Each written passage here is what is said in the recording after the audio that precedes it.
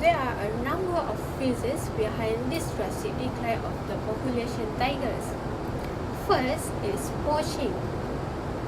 The number one threat to the Malaysian tiger comes from illegal wildlife trading. Tiger populations all across the world have plummeted as poachers receive more and more money to meet this demand.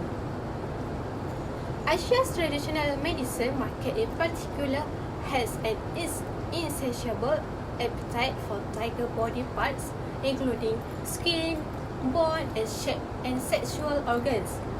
Unscrupulous wildlife traders have been known to keep tiger bones as trophies. Several tiger meat in exotic dishes and even create magic potions made from tiger tusks because they believe that it will improve their sexual powers.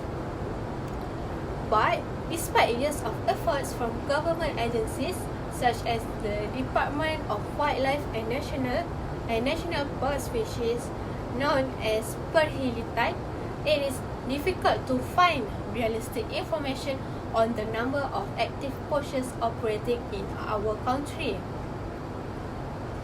For every poacher that gets caught, several others are believed to successfully escape from the authorities. For the second, the habitat loss.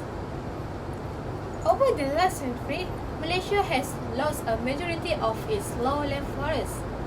This has had drastic impacts on many large mammals, including the Malayan tiger. Aside from that, deforestation also leads to fragmentation, which is new roads, pipelines, and railways are built through formerly pristine forests, splitting them apart and making it harder for tigers to maintain the territory they need to survive. Without a large forest range to hunt and mate in, tigers are forced into increasingly smaller spaces, with some of them even becoming marooned on uninhabited islands, cut off from meeting and mating with other tigers. Without a suitable habitat, even tigers that were raised in captivity cannot be safely released back into the wild. Next, the human-tiger conflict. The more forests we cut down, the more likely tigers are forced to move into human territory, simply because there is nowhere else for them to go. Between 1991 and 2006, there were approximately 2,398 complaints about human-tiger conflicts. This included extreme events like tigers attacking humans or livestock, but even cases on tigers being sighted by villagers were reported. One of the biggest issues with human-tiger conflicts involve farmers who hunt or kill wild animals in order to protect their own livestock. Tigers can fall prey to measures such as snares and traps, even if the person who said they was actually trying to catch other animals such as wild boar. Last but not least, competition with human hunters.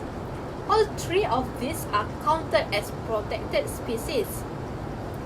Licensed hunters are legally allowed to hunt them, but only in limited numbers. Unfortunately, some people will poach the animals for food or trophies.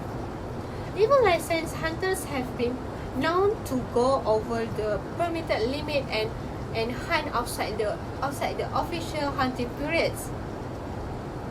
Without enough prey animals to feed on, the tiger starves. It gets desperate. It starts roaming about more in order to find new prey, leading directly to more human-tiger conflicts as a result.